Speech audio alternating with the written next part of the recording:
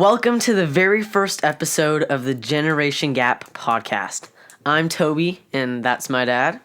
Yep, I'm Dave. Dad is maybe better than Dave, which you'll hear most often. What is this podcast about? Why are we calling it Generation Gap?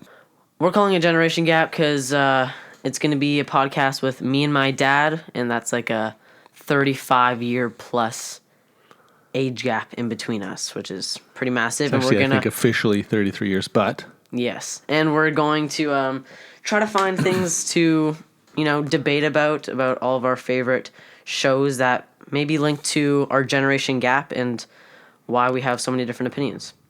But let's start off with Invincible. What is your opinion on the overall show? I love it. It's awesome. I enjoy it a lot. Yeah, I think I was pleasantly surprised by it. You and I had started reading the comics, right, for a while, mm-hmm. And then all of a sudden the cartoon came out, and it's a superhero story, but it's so different that it's somehow the same but different, and it just draws you in, and you love to watch it and just see what's going to happen next. It's not... Yeah, it's just kind of hard to describe. Totally worth it, though. What do you think? Yeah, I completely forgot that we watched or read the graphic novel before watching the show, which is pretty rare because the graphic novel wasn't that popular. But I didn't start watching the show until like much after you, and because I didn't think that it was going to be very accurate to the comics. But the show is super cool because it has no limits like any other fandom. Like it can be super gory and very adult, and it can like explore concepts of superhero and character development that hasn't been shown before. And the show has been super cool so far. But who is your favorite character right now and your least favorite character? In the show? Yeah. Favorite character, probably Alan. Yeah. He's a riot, comic relief, but also just fun, stable, good friend to Omni-Man and stuff. He's just I don't know, his colors kind of match his personality. It works. Yeah, he's very funny. He's voice acted by Seth Rogen, who's like a very funny guy. But good match. I think my favorite character, first of all, I'm just going to start with currently my least favorite character is Invincible. Okay. In my opinion, he's very, in this season specifically, this season coming out right now, I find him very, he's really full of himself right now and thinks he is like the best superhero on Earth, but everyone in the show is like always so reliable on him, and if everyone needs help, he's like the power of one team, but as like one person. But he holds himself super highly, and he's like acting all depressed, and I just don't like the direction of his character at all right now. Like, it started off in the show, like, he was, like, super excited to have superhero powers, but now he acts like it's a 9-to-5 job that he has no choice to be in, and he has to partake in it, and he doesn't want to. And he's struggling so much with killing people, and it just feels like, get over yourself. Just what? Do what you need to do? Yeah, get over yourself. I don't know. Moody, teenage angst, sort of doesn't have any idea of the needs of others, even though all he's doing is meeting the needs of the world. It's kind of a disconnect. Mm-hmm. So it is. He's not super likable this season. And sure. Everyone else in the show is more likable. Like, literally everyone else in the show you enjoy more on screen. Every time Invincible comes on screen, I'm bothered because he's just going to be a Debbie Downer and drag the whole morale down. But my favorite character is Omni-Man this season, for sure. The show did such a good job, like, making you feel so bad for Omni-Man. Like, it's true. He's the most brutal, ruthless character in, like, animated series ever. He kills an entire city with Invincible's face, and then you feel like Debbie should just forgive him. Everyone should forgive him, and Earth should be happy that he's back. Like, you just feel so bad for him. Yeah. Because, like, his upbringing was so sad. Like, the way he was raised, if anyone was raised like that, that's how they would be. And the fact that his character development, like, he's allowed himself to change into a more human standard of vulnerability is like, it shows that if someone who can come from that type of upbringing and can change is like a really good character. Yep, totally fair. I think the writing's pretty incredible. It probably helped that there was a gap between seasons because you don't feel quite as raw. Mm-hmm. And there was a good transition too, from him being kind of imprisoned and stuff, and giving himself up to the authorities, his bosses. I can't remember their race name right now, but Viltrumites? yes, that's it. Viltrumites. So yeah, what do you so far, like, what's the most exciting thing you've seen in the new season so far? Like, we haven't seen the most recent episode, just because we haven't found the time. But we've seen so far everything up to it, and I know that the most recent episode that came out is supposed to be like really cool. Apparently, Thrag fights and like whoops them. But from the most recent episode we've seen, Thrag acts like a complete baby, crying over his skull, and the Viltrumites look like they're falling apart. It doesn't even look like a war. So far, the way they betrayed it, it feels like the Viltrumites don't even stand a chance with how fast, like, they're getting destroyed. Yeah. And up to now, Thrag just looks like he's crazy. Mm-hmm. Talking to some dead skull thing. So I don't know what's going to happen. And it doesn't feel like his position is worth it. Like Conquest, he has so much aura and intensity, and then he cripples at the presence of Thrag, and Thrag's acting like this. Like, it's like Conquest would never act like that. But yeah. And what was your question? What's the most... Yeah, what are you excited for, and like, what have you liked so far about the season? Oh, probably... I think seeing all the Viltrumite, like the family, fight together is pretty cool. Like Oliver, Invincible, and Omni-Man? The three of them get together and team up and create connection, and then Omni-Man and Oliver are connecting relationally. So that's another writing thing that I think is really good character development. It makes you more compassionate toward Omni-Man and excited to see what happens with Oliver. And you care more for the characters. It's just... Yeah, I like the family connection, I think. Oliver, when I saw the trailer for the new season, I thought I was going to absolutely hate him. He just felt like an annoying teenage kid. But what they've done with the character so far has been super great. But moving on from Invincible, how do you feel about the, like, Daredevil? Like, we haven't seen Born Again yet because we're waiting for me to catch up. Correct. We want to watch it together. I know. Annoying. You won't sit and watch it with me. No. And come on. But what are your thoughts on, like, the Netflix series? I've always liked it. It's not the super fast as far as the pace in the show, but it was really true to what I felt from the comics way back when I was a kid reading them. Mm-hmm. Just feeling like it's a really accurate representation of Daredevil, and it just fit really well. And so the slow pace, I almost felt kind of like I remember the comics being.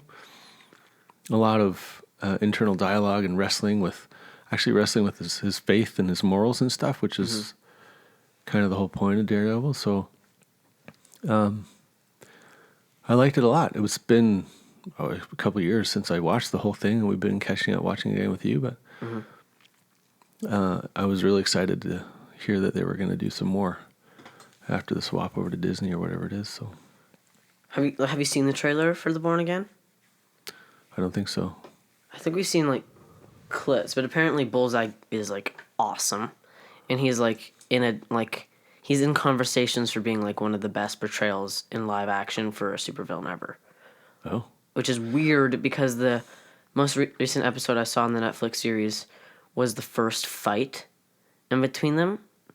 And it just felt kind of weird. Like, I didn't really like it. And Bullseye didn't feel like someone who could actually compete with Daredevil. If Daredevil could just get within an arm's reach of him, it doesn't feel like a competition. And, yeah. But I so far loved the Netflix series. I liked the first season. I really liked his suit. What do you think's better? His original suit with, like, the bandana or, like, his red suit? The red suit is true to the comics, so I like that better. But A lot of people like the black suit more. But is that's strange. the newest season, though. Like the Born Again one? No, not like the black professional suit, like the black bandana with a like homemade one. It doesn't represent... You wouldn't think Daredevil is the name, though. Yeah. I think... But the black, like, real professional one is But sick. going back to what you were talking about with Bullseye and the dynamic and seeing them, that's one of the hardest parts, I think, about putting comics onto the screen is conveying villains and heroes in a way that one is strong, one isn't, and yet they still sort of compete with each other at a level that creates enough tension that you're not like, there's no point in that. He's going to win easily. So, and it creates that frustration and tension. You actually, Daredevil should sort of totally win this thing, and he doesn't. And he gets beat up a lot. Well, yeah, over the top. But that's kind of what happens when you won't kill people too, right? Like they just keep getting back up. So there's that almost, and I think there might be a little bit of Catholic element to that too, where you're earning somehow like the penance of pain is sort of the payment for the justice, things like that. I agree. I feel like he feels very mortal, even though obviously it's unrealistic that he can heal from so many things so fast, especially when he's just straight human. But that's pretty much it for Daredevil. I'm excited to see Born Again. I've heard really good things about it. Wilson Fisk supposed to be awesome. And let's get on it then. Stop stalling. But another series... Why aren't we watching it yet, Toby? That I have... Well, I don't know. No time. Another series that I haven't watched, but you have mostly, is the new Maul series on Disney Plus. I finished it yesterday. You finished it? It's only four Is episodes. It good? It's amazing. Is it like is it the best portrayal of Darth Maul you've ever seen, do you think? Yeah, in Clone Wars, it's been a couple years since watching that, but in Clone Wars, he was represented fairly well, but he was crazy.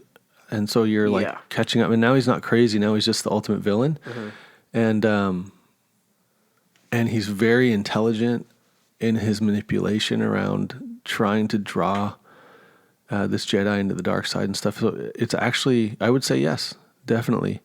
In the movies, live action movies, he was, I think he had 4 lines or something. It was not very much. Yeah, he never spoke. Yet he showed up for like one fight scene, and yet he is one of the most loved Star Wars villains of all time. Which shows his like emotion. Like when I first found out he's going to be back in Clone Wars, which your brother told me, I was annoyed because I'm like, he died. So I'm actually glad they found a way to bring him back, because now there's way more space to really create that character in a way that is, I don't know, we always wanted. I used to have a Darth Maul costume. Everyone was afraid of it, so Mom made me get rid of it. But oh my goodness, it was awesome, and everyone thought he was the coolest villain ever. Just look at him. One look at him, he's just so cool looking. And his acrobatics and his fighting style, it was all amazing when the movie came out. Well, I'm yet to see Clone Wars or Maul, so I'm probably never going to watch it because that series is just so long, unless I just go right into Maul. Or we might do it on this podcast where you get to give live action responses to every episode, which would be a long series. Awesome. Listen. Be a very long series. That would be. Just do a segment then. It's no big deal. Okay, but the point is, I don't know much about it. You do, and it sounds flippin' awesome. And I'm sad that I didn't watch Clone Wars earlier because it's just so much content. You don't actually need to. You can watch it starting here, and you can reverse and go back. I think it was designed for that a little bit. It was, I'm sure. Okay, what do you think of the brand new day Spider-Man trailer? Honestly, I have not watched it today. I feel like we should watch it right now and have a response. But it looks awesome.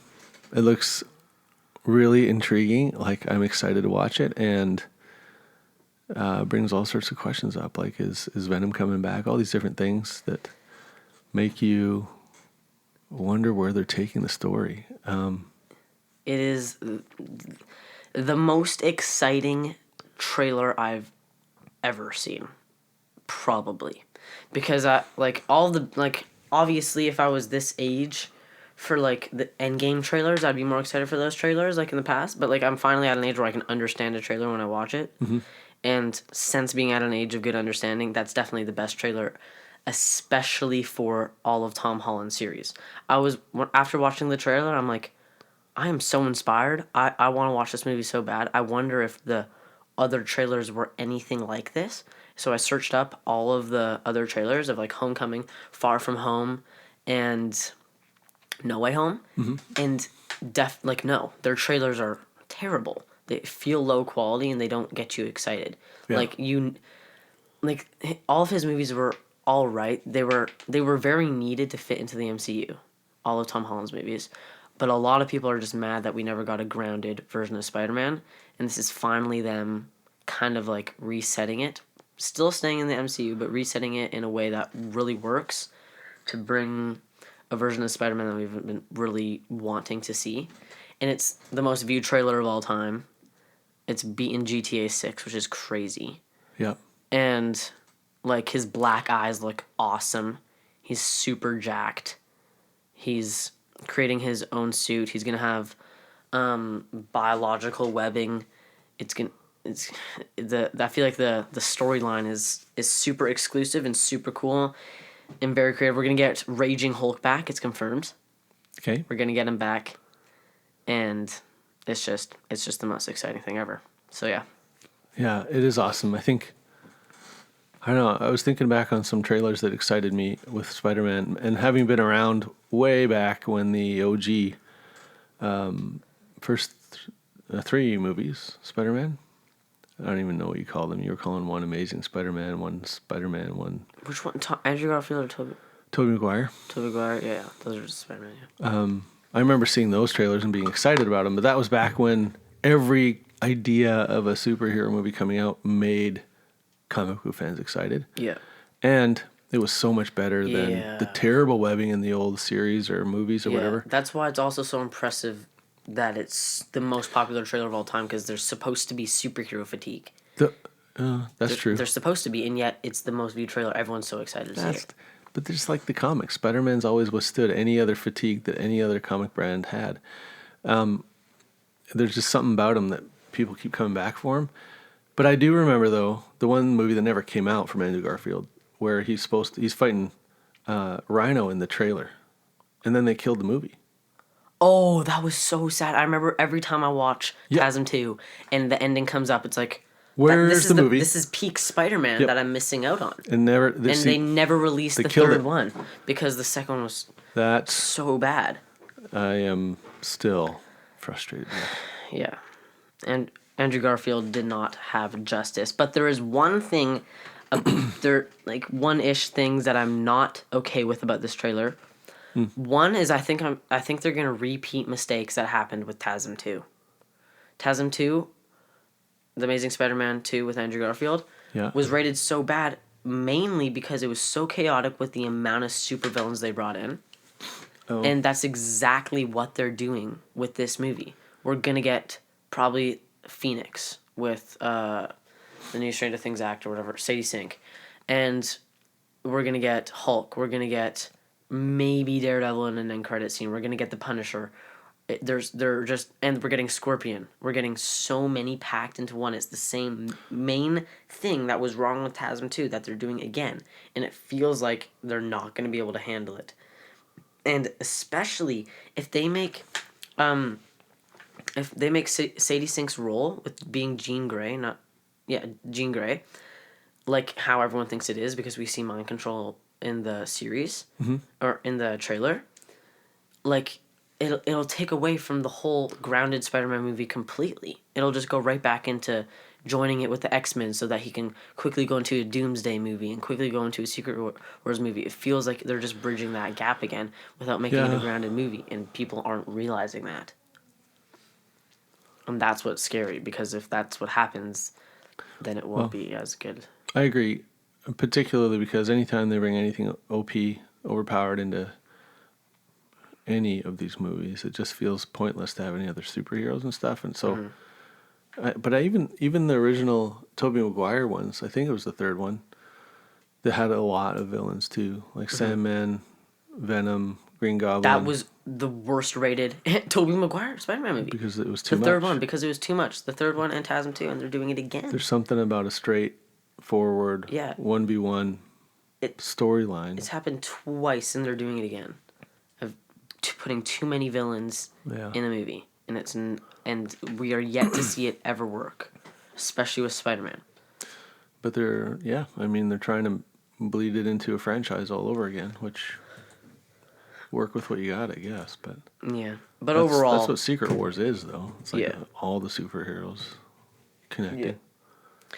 But overall, I think it's got some definitely potential to be the best live action Spider-Man movie in my opinion. Never gonna come close to the Spider-Verse ones, but here's hoping.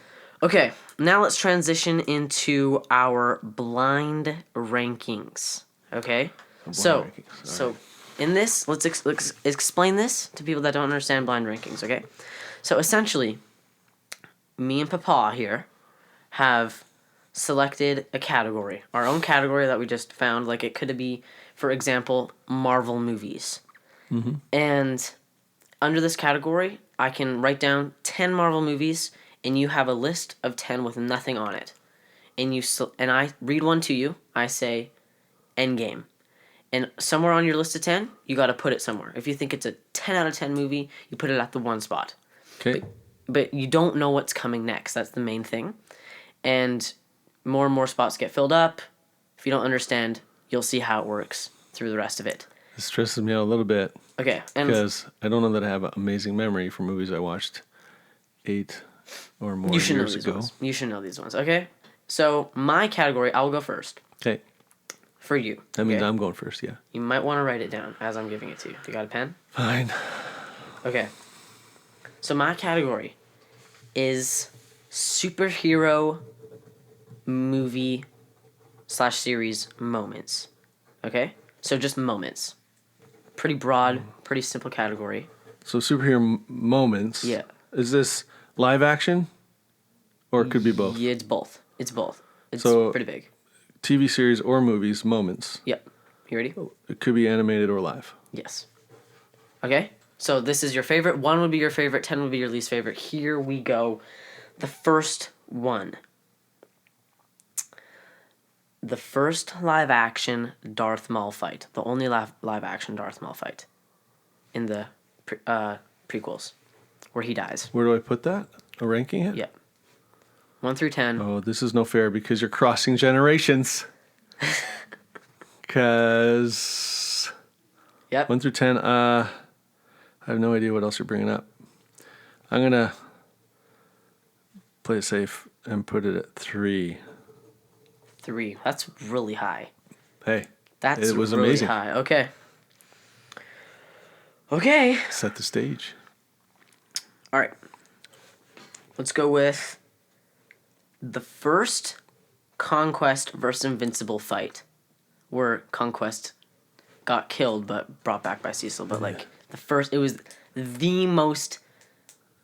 Like it's a debate between that one and the Omni-Man fight, but like a very well animated, awesome battle with so many cool moments. Where are you putting it?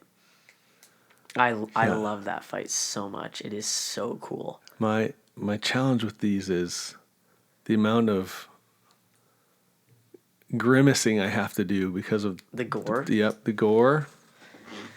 Yeah, I don't know. It takes it away for me a little bit. Get over Listen, hey, you asked. Get over it. I'm allowed my opinion. Oh my goodness. You can get over all the gore.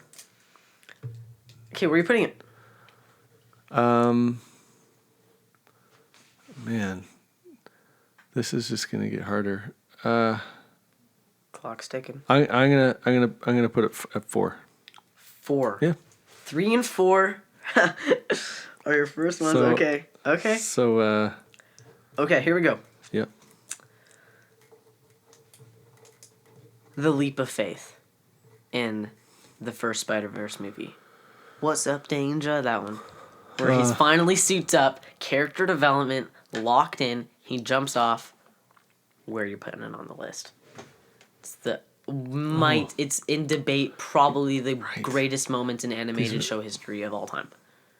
These are moments. Yep. Not necessarily fight moments. You went and distracted me. Yep. Okay. To me, that's one.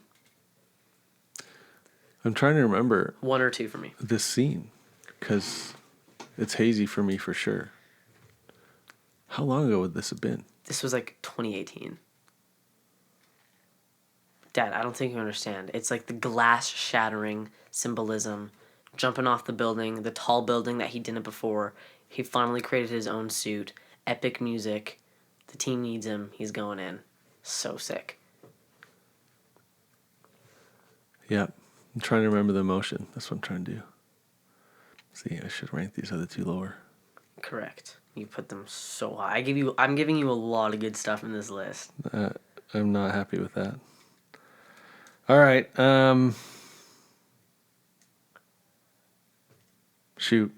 Well, I have to put it at 2 compared to the other 2. 2, 3, 4, and 2. You gotta spread this stuff out. It's just gonna go worse and worse and worse for you. You gotta put some low numbers on the list. Okay. Okay, I'm going to move them. You can't move them. What the? Okay, here we go. This is my first time. You got to give me a break. Okay. Here's one. The second conquest battle between Invincible. I hate it. I think it was the animators being completely lazy and not wanting to do anything, just holding the neck of Conquest the entire time until he strangled it. Sucks.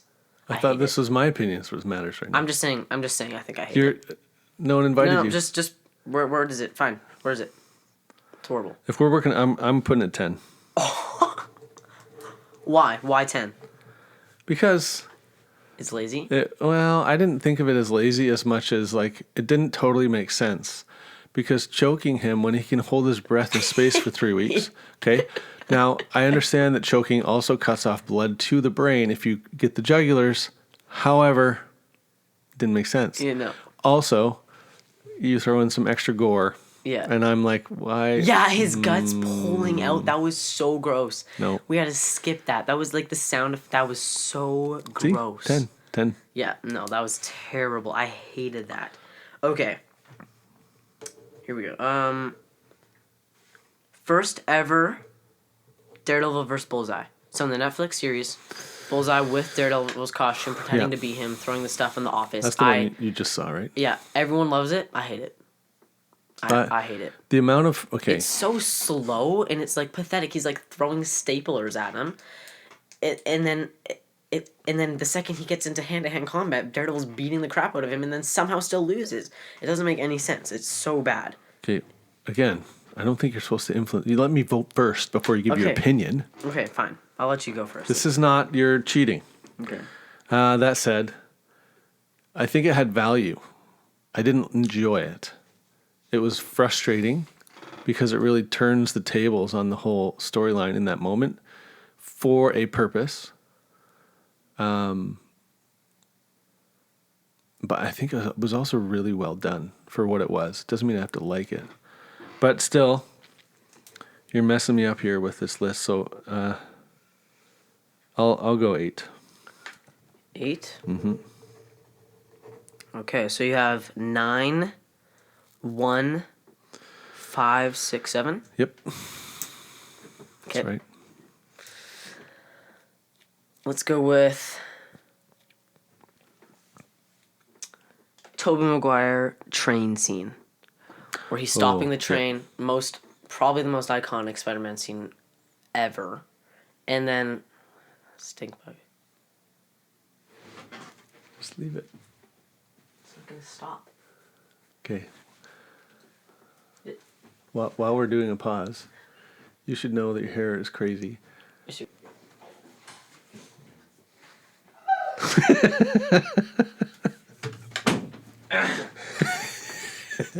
Your black poster, you should have told me that at the beginning. Your black poster hides it, and this angle, it's hard to see. Holy flip. That should have been explained in the beginning. Okay. Holy crap. You're supposed to look in the mirror first. Okay. Stop scratching that part of your Okay. You're good. Okay. The train scene, very iconic. Where are you putting it? And right, keep in mind, this is very often forgotten. I just need to help you understand. Remember, because it's been a while. After he does it, he passes out, and he has no mask on. This one I remember. Okay. I don't need your help. Okay, and then gets carried back by the entire train. It's great. It's a great scene. Yeah, that's number 1. Oh. Are you serious? Yeah. I mean, I don't hate that every time I decision. watch that scene, it makes me feel the feels.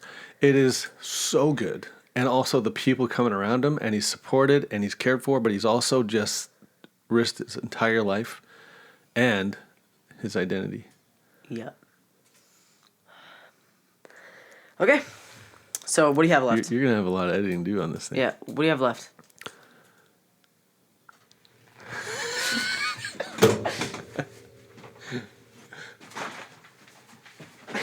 You got to commit.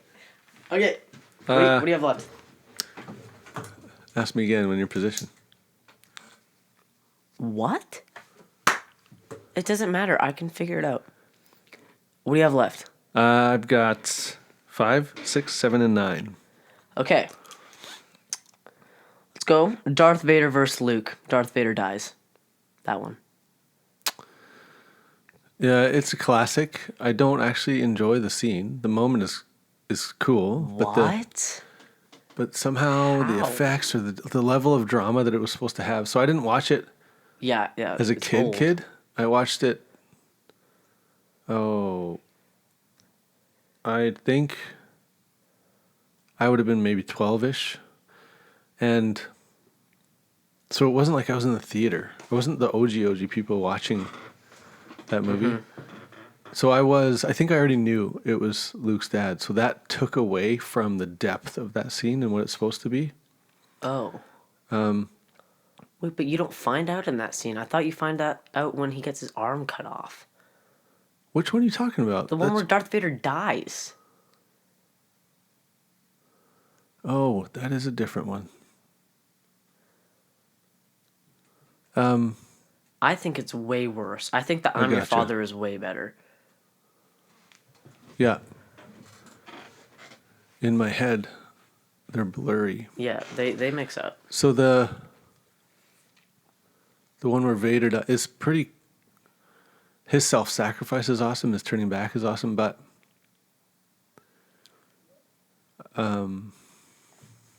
Yeah, it's not the best.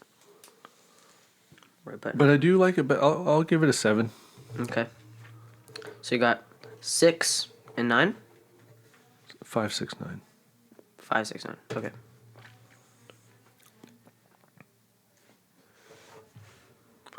Wait. 1, 2. Yeah, okay. Anakin versus Obi-Wan, where Anakin is burned by the lava. It's my favorite Star Wars live action fight, for sure. High ground. Yeah, I have the high ground, Anakin. So good. Where are you putting it? We're talking about high ground scene. You know what? Dang it. High ground is easily better than Maul or Conquest. I'm gonna go 5. Dang. That's sad. That deserves to be way higher. I know. Okay. 2 left. Here we go. I would put these in a different order entirely had I known the list. Nah, I'ma do my own thing. Spider-Verse 2. Beautiful scene. The climax of the part 1. It's so good. He beats everyone. He beat them all.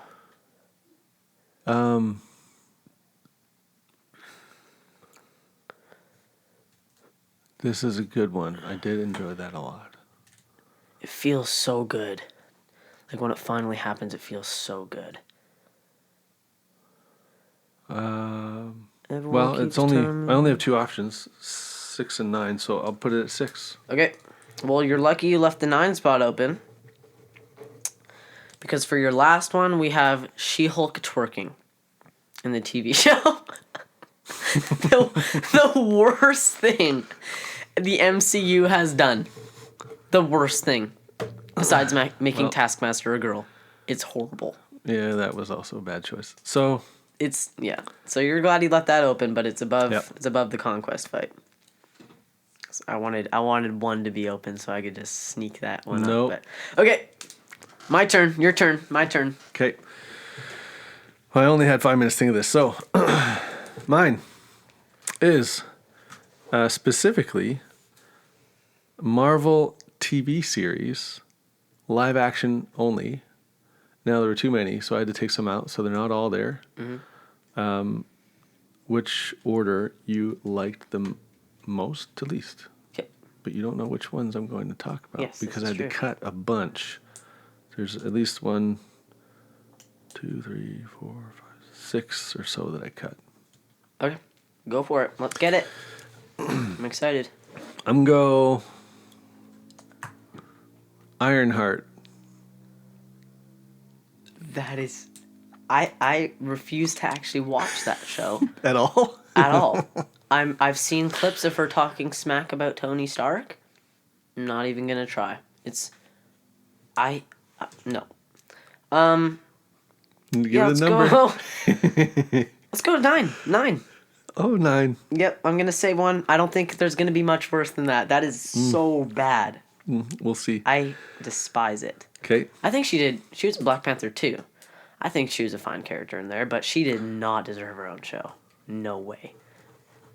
No, it just felt like a cop out to building the new Avengers. I don't even remember.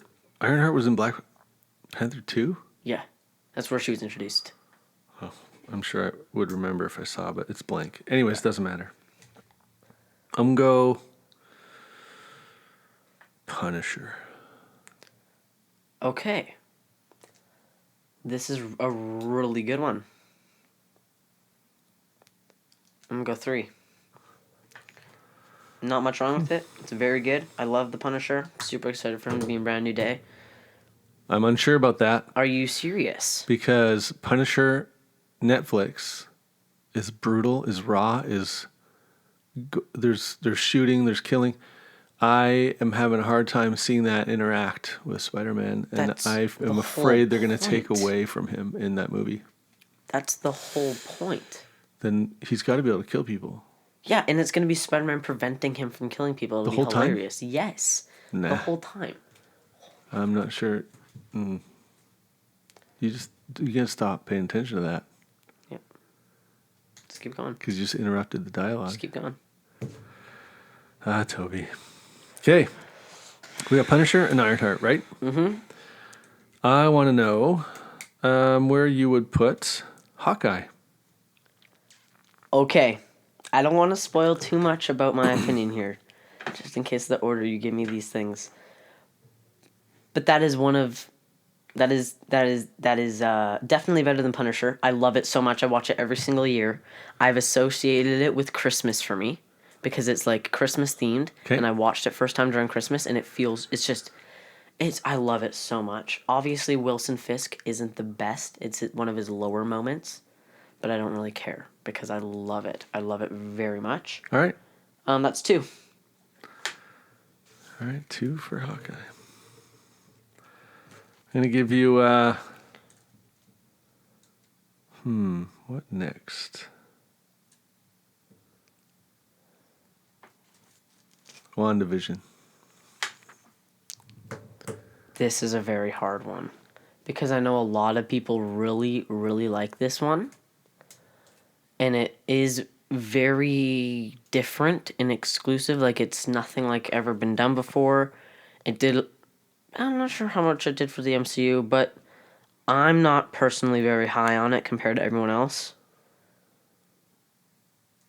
I'm going to go 5.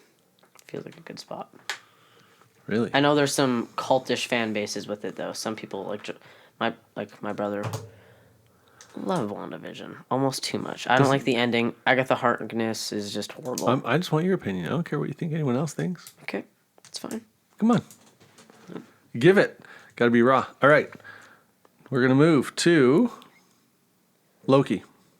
1. Favorite. There Well. it is. That is literally my favorite Marvel TV show ever. Okay. By far. Excellent. Love If you Loki. say so. Love It it. was good. I don't disagree. It's very good. But Also, may I just say, the only live action representation of the multiverse that actually worked. It didn't true. work in Deadpool Wolverine. It was just a joke. It didn't feel. It didn't work in. Didn't really feel good in No Way Home. It didn't. What else had multiverse live action? you didn't like the No Way Home with the 3 Spider-Man? No, I did did. not. That's crazy. But it felt like nostalgia to me because I had been around for Yeah. all 3 Spider-Man. It Brought them all together. didn't really make sense. Like, how are you having the villains come to What save else them? had the multiverse? Also, may I just say, like, they were taken from their multiverses at different times. Like Andrew Garfield, it's a mess. It's too messy. Okay. But yes, it's the best representation of the Well, multiverse. that's because they were older actors, so they had to. Anyways. I'm going to go now with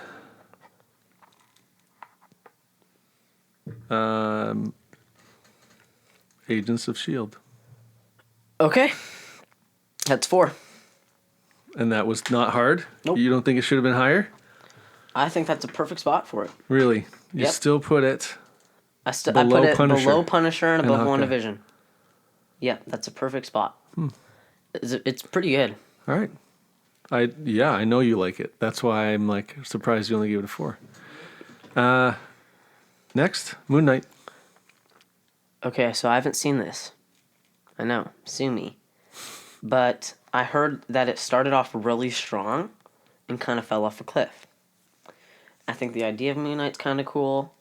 I really like the actor because we did in Star Wars. I think he's really cool. He's also the voice actor of Miguel O'Hara from Spider-Verse. Let's go 7. All right.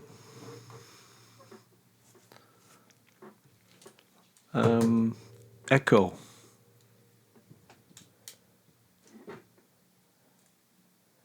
Are you going to give me something worse than Echo? Do you know who Echo is, right?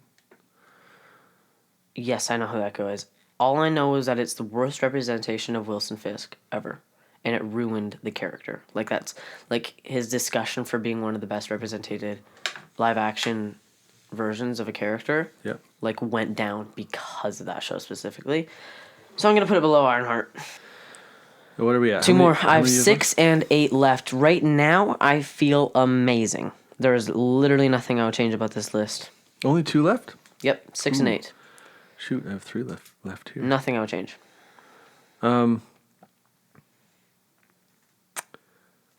Wonder Man. Oh, that's really sad. Darn, I was feeling so happy and so smart, and then you give me that. I would have Wonder Man way higher, but 6 it is. It's so good. It's such a standalone, amazing story. Definitely better than WandaVision. Probably better than Agents of S.H.I.E.L.D., and I might even put it better than... Actually, I would not put it better than Punisher. I just like the character more, so... Okay, last one. Give it to me. The show isn't as... You're not drawn to it as much. You don't want to go back and binge it, right? No. Last one. Yep. She-Hulk. That's okay. That's okay. You know what? 8 for She-Hulk. It has some high moments. Unlike Ironheart and Echo, it has at least You a haven't few even high watched moments. Ironheart. It's trash, Dad. You know it's trash, okay? So, here's my list. Number 1, I have Loki. Number 2, Hawkeye. Number 3, Punisher. Number 4, Agents of S.H.I.E.L.D. Number 5, WandaVision. Yep. Number 6, Wonder Man. Number 7, Moon Knight. Number 8, She-Hulk. Number 9, Ironheart. Number 10, Echo. Pretty happy with this list. The only thing I would change was put Wonder Man above Agents of S.H.I.E.L.D. and WandaVision, and I'm a happy man. But that's pretty good. I'm pretty happy. But read yours. You wouldn't drop She-Hulk lower? Okay. No, I like it there. I don't know if I marked them right. So what I have for my list that you gave me was Spider-Man on the train, Yep, for that's number one. Then the one Leap of Faith. was 2, and then Darth Maul was 3. Yep. Invincible against Conquest 4. The The first one. The first one. Oh yeah. Which really, it was Eve who helped in that one, right? Yes. Okay. But it was still invincible. High Ground was 5. Do Your Own Thing from Spider-Verse was 6. Darth Vader dying scene was 7. Daredevil against Bullseye, right? Was 8. And then She-Hulk twerking was 9. And then Conquest against Invincible with the choke for number 10. Yeah. I would go like Invincible against Conquest. I would drop lower. Probably. I mean, She-Hulk obviously needs to be 10, and then I would probably put the 2 Invincible scenes at 8 and 9, and then I would want.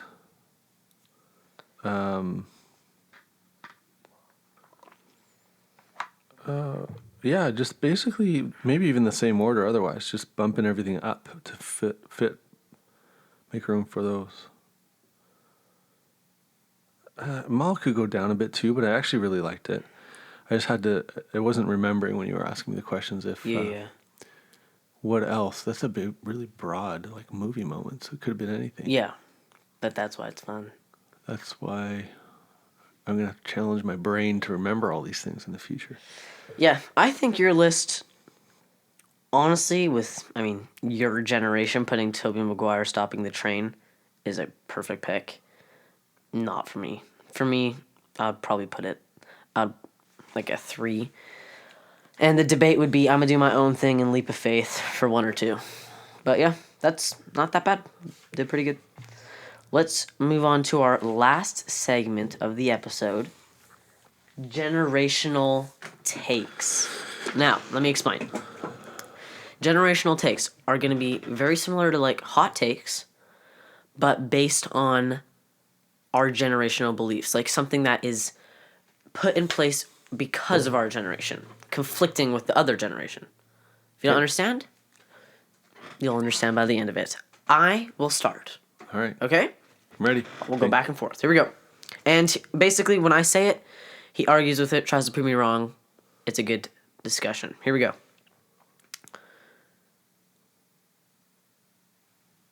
Actually, I'm going to add a rule. I'm going to say all of my 5, and you can only pick 1 to argue with. Okay? Sound good? I feel like that's a really good way to have it more interesting. So all the other ones you got to swallow. You got to stomach it. The audacity. Can I listen to them all first? Yes, and then? you listen to all of them first. Okay. And then you choose the one that you're like, that's the most outrageous thing I've ever heard. You're going down, okay? Yep. Here it is. Here are my 5. First one. The best Batman is Ben Affleck. You can say if you agree or disagree, but you can't argue it yet. Do you agree with that? I can say it. No, I don't. Okay, but you can't argue, but you can just say your opinion. It's ridiculous. Okay. Man, that's... Okay. The new Superman is the best Superman movie. What are you putting above it? Man of Steel? Henry Cavill, yeah. Are you... Dad, stop Hey, it. I'm not arguing. Hey, you're not allowed. Move on. Time out. You're telling me that you think Man of Steel is better? I have not chosen this topic, therefore you must not continue. Number 3. The Star Wars OG trilogy is a bad action trilogy. Bad action trilogy. Yeah. It's got great story writing, but I personally think, and I think they did a lot of things right. Action was not one of them. Okay. The prequels of Star Wars, the prequels trilogy Yep. are better than all of the OG trilogy. Empire Strikes Back, Luke vs. Vader. It's better than all of them, okay? In what way? Every way. Every single way. I got lots to say about it. Okay, next one, last one. Stranger Things as a whole, as a fandom, as a fan base, as an entertainment in every single category is better than all of Star Wars. I'm not even going to go there because that's not what this podcast is about. What Stranger Things have to do? What? What? No, we are allowed to talk about whatever we want to. That's nerdy in fandom. Get out of here. Yep. Please pick the Superman one, please. Just for myself. I think. Please pick the Superman one. I think the last one is just too easy to argue against, so there's no point. That's crazy to say. My point is made. Also, yeah, sure, we'll go Superman. Okay. So you think Superman Man of Steel is better than the James Gunn Superman? Yes. Yes, I do. You realize that Superman Man of Steel is like the worst superhero movie of all time, besides Fan Four Stick. According to who? According to logic, Dad. It's so bad, okay? Listen. It's got some really cool moments. The only good thing about it is Henry Cavill looks cool. That's the only cool thing about it. It's so gray and dead. Okay, the chemistry between Superman and Lois is non-existent. And the action scene, he 9/11s the entire city. He completely destroys... I can't handle it. You're interrupting your argument. Don't. You should have killed him a long time ago. I don't think you killed him. All right. Knocked him unconscious. There was no chemistry. Stink bug. He 9/11s the entire city. Yep. His acting actually isn't good. How long has it been since you've seen Man of Steel? I don't know. At least 5 years. Yeah, that's exactly why. It might have been okay when it came out. Is that not what we gauge it by when it comes out? No! Movies, how they are right Okay. now. Man of Steel. I would still rather rewatch that one right now than James Gunn. So you're saying based off rewatchability, you prefer Man of Steel? Based off of... I would not have minded if I didn't see James Gunn's Superman. Wouldn't have bothered me. Now that I've seen it. Makes no difference. But they represent Superman in a much more childish, beautiful way.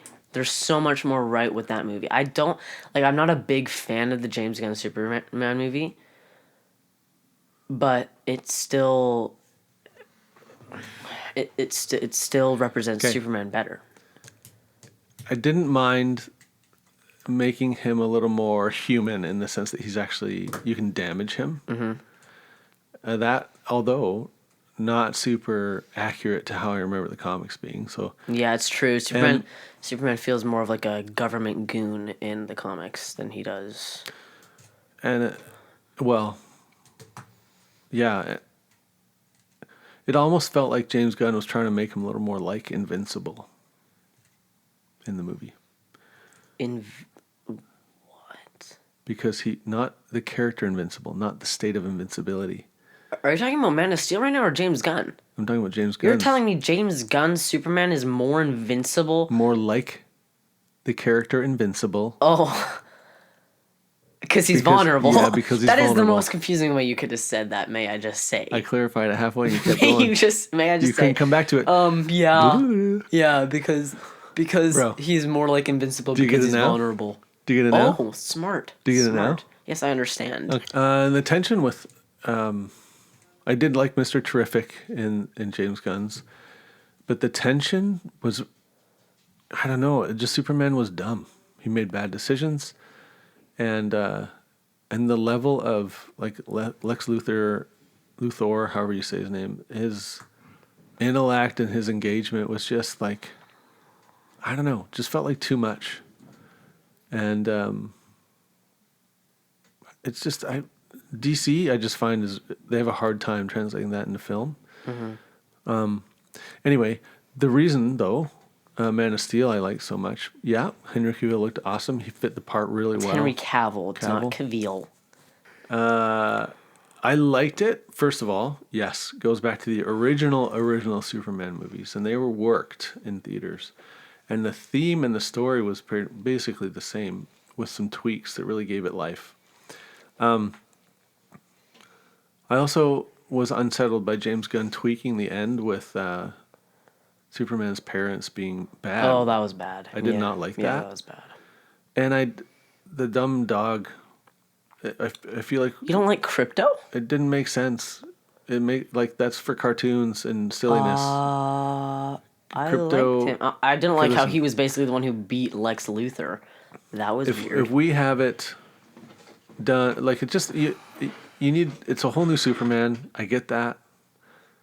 I guess it must be multiverse something because his parents have a whole different motivation than ever. So he tweaked the storyline and he made him vulnerable, just like the character Invincible. But that was cool. I like that. So there's potential there. Yeah. I don't know. Just the tension around what you have to do to actually be a legitimate villain in the world of Superman is. I don't know. It's just frustrating. I don't enjoy it. Anyways, Henry Cavill looked the part, felt the part. Yes, at least these villains can match up to his strength and stuff because they're essentially the same. Yeah. Right? They're from his planet, so you're not wondering if it fits. Yeah. And the way the story went, where he made them vulnerable, whatever, in space and stuff, it just had this felt possible. The storyline felt like it made sense James Gunn and one? worked. No, Henry Cavill. What? How do you say it? Cavill. Sorry, time out. You think that Henry Cavill one felt more possible because somehow his gravitational pull on his planet was stronger, which made him fly. That makes you feel like it's more possible. First of all, that's accurate of all the Supermen. I don't like that part of why Superman can fly. It doesn't make sense. It doesn't make that he can sense. float. And because his the gravitation gravitational pull is stronger, he has laser eyes He would and be able to frozen jump breath. like Hulk. That's all. So the Exactly. rationale behind him having all these weird superpowers makes zero sense in the context of simply gravity. Yeah. They'd be more like those dinosaur alien things in the Invincible series. Like he'd just be like that. He couldn't fly. He could just jump high and have super those strength. things are cool. And that would make a lot more sense, yeah. So I don't understand where Superman gets these laser beam eyes and whatever, icicle breath and all the things. But yeah. So those things don't make sense. I wish they would have found a new route, kind of cause or rationale for that. But I feel like that's universal in all the Superman movies. Mm-hmm. So, I don't know. It just felt, and maybe it's because it's familiar. Maybe it's generational. It fits. Sure. You know what? Fits the story of the comics. That would it make fits sense the because old movies people have bad takes. with Christopher Reeves. Bad takes. Won't go there. No one on the planet thinks the Henry Cavill one is better than the James Gunn one. No one on the planet. But agree to disagree. Know how that's possible. No one on the planet, because it's not even a concept. You understand? Fine. Have your opinion. Okay. Generational, do you want whatever you to are. do one of your generational takes, or Yeah. should we do another one of mine? I think we're just going to do one each today, you said. Yeah, I know. But like, it would, instead of be doing yours, one of mine, because I have just such good ones. Yeah, we'll save yours for another day. Okay. We'll save them for another day. I got 3. Only 3. Not 5. Okay. Ready? Go for it. 1. The multiverse is dumb. In what? The MCU or Spider-Verse? The multiverse is dumb. I 100% agree. Yeah. Yeah. Number 2. I don't know. I 60% agree. I don't know how you can agree when you love your favorite movie, Spider-Verse. Yeah, you said MCU, not Spider-Verse. No, I said the multiverse is dumb. Are And you? you said which one? I said all of them. I said You said all of them?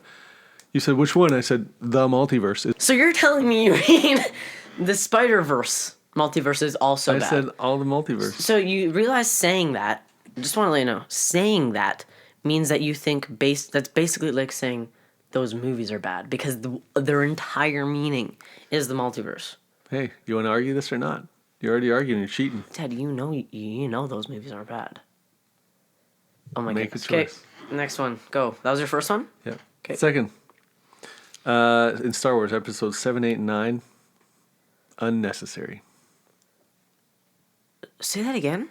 Episodes 7, 8, and 9 of the Star Wars movies are not needed. So the sequels. Sequel trilogy. Okay. Next one. My last one, I believe that Craven and Morbius, for example, are two really solid movies. Holy crap. Because, actually, I'll wait. We'll have an argument after about why. Yeah, I picked that one. As much as I love Spider-Verse, I know that it would be way too easy to destroy you in the argument.